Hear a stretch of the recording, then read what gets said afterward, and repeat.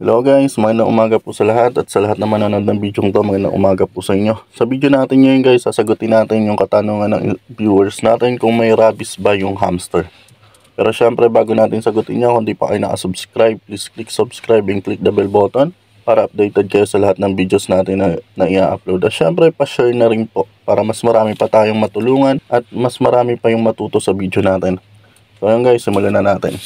Yung tanong ng viewers natin guys is kung may rabies ba yung hamster. Sa mga maliliit guys na rodents like squirrel, hamster, guinea pig, gerbils, chipmunks, rat, and mice, hindi po sila nakikitaan ng rabies. Pero syempre, kailangan pa rin natin mag-ingat.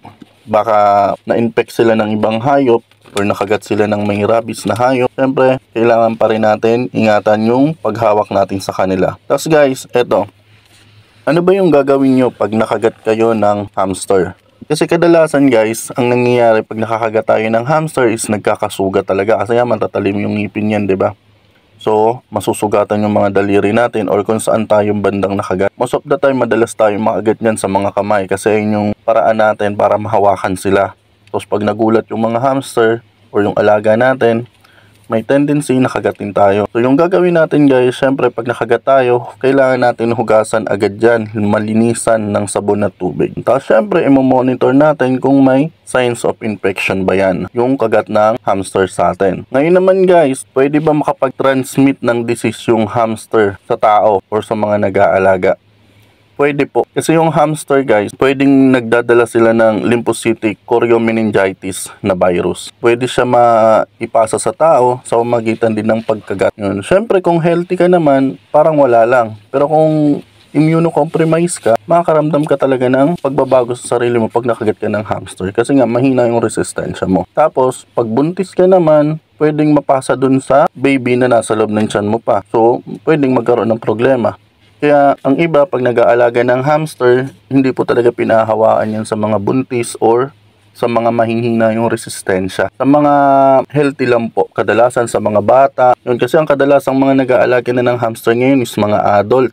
Hindi na mga bata kasi pag mga bata, hindi natin namamalayan, baka makagat sila or masugatan. Tapos pag may sakit pa yung anak mo, syempre, iwasan natin na mahawakan yung hamster. Baka sakaling kagatin siya. So, mas malaking problema pag ganun. Yan, syempre, pag nakagat tayo guys, kailangan natin syempre, ikonsulta pa rin yan sa doktor. Kasi baka mamaya may bakterya na naipasa sa atin, tapos may iba na pala tayong nararamdaman, nilalagnat na pala tayo, nagka-infection na pala tayo, hindi natin alam, para malunasan agad at tamang treatment para sa hamster bite or kung ano man yung nararamdaman natin after natin makagat ng hamster. Kasi napaka-importante nung guys na hindi natin makakaligtaan kasi minsan makagat tayo, pababayaan lang natin tapos gabi or kinabukasan, lalagnatin na pala tayo. So, pinabayaan lang natin tapos hindi tayo nagpakonsulta sa doktor.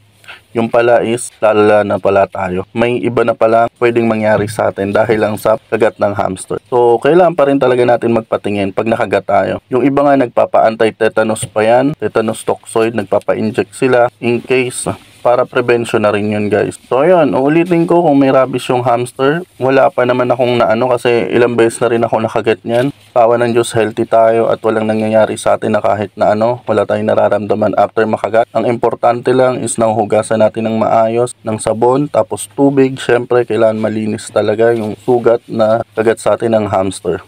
Yan, hindi na rin ako nagpupunta syempre sa doktor kasi alam ko naman kung paano i-observe yung sarili ko. Tapos, at alam ko rin sa sarili ko na healthy ako. So, yun guys, ulitin ko, kung may rabies yung hamster, wala po. Pero pwede siya makapag-transmit or makapagpasa ng virus sa atin. Lalo na pag nakagat siya ng mga daga na may virus, napaka, talaga guys, potential talaga na makapagpasa.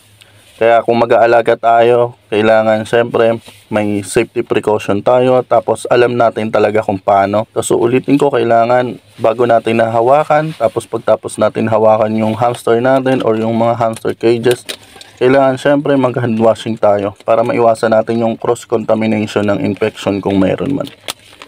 So yun guys, hanggang dito na lang po. Sana may natutunan kayo. At kung di pa kayo na-subscribe, please click subscribe and click the bell button para ma-notify pa kayo sa iba naming videos na i-upload.